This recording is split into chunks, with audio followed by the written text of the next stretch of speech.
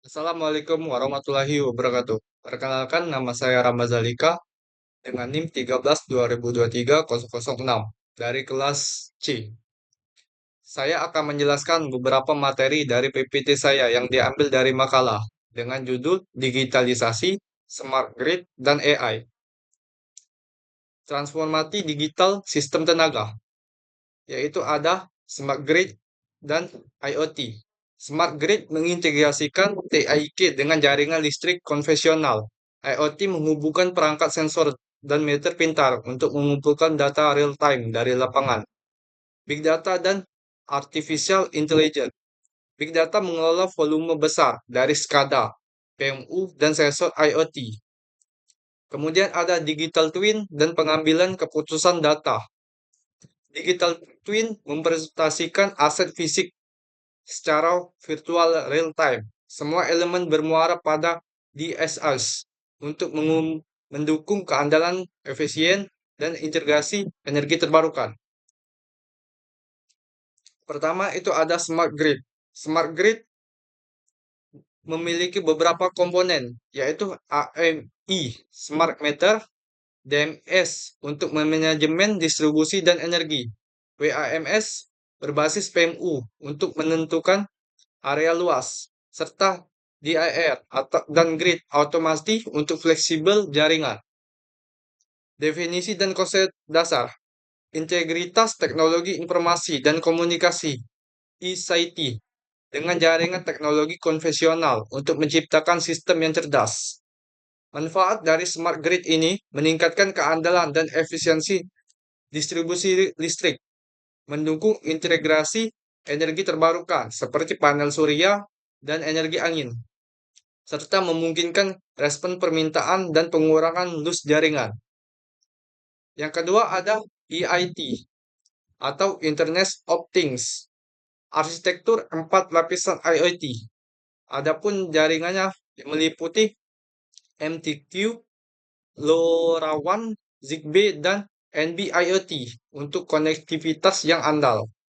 Protokol komunikasi IoT, MQTT untuk pesan ringan real-time, LoRaWAN untuk jangkauan luas berdaya rendah, Zigbee untuk jaringan mesh lokal, dan NB-IoT untuk koneksi seluler hemat energi.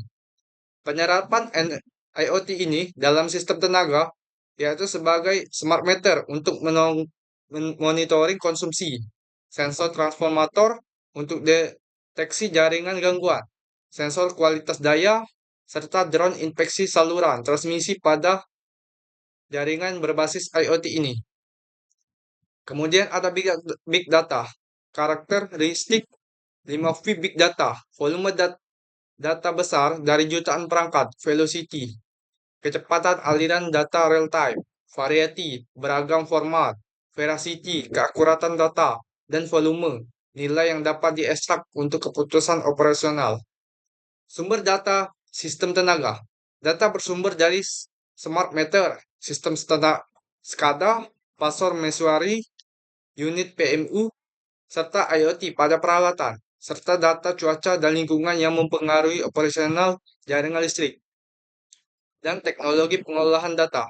Teknologi utama meliputi Hadoop dan Apache Spark untuk proses distribusi, arsitektur data lake untuk menyimpan fleksibel, serta cloud computing untuk aksesibilitas analitik deskriptif, prediktif, dan preskriptif.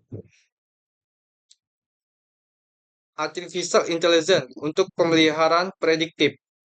Strategi berbasis data aktual peralatan. Teknik aktivitas intelijen meliputi random fields, deep learning, anomaly detection, computer vision, contohnya DGA pada transformator, monitoring getaran generator, deteksi kerusakan pada jalur transmisi, dan pemantauan sirkuit breaker. Digital Twin, presentasi virtual aset fisik secara real-time. Arsitektur sensor IoT mengumpulkan data lapangan. Mode virtual mencerminkan kondisi saat fisik.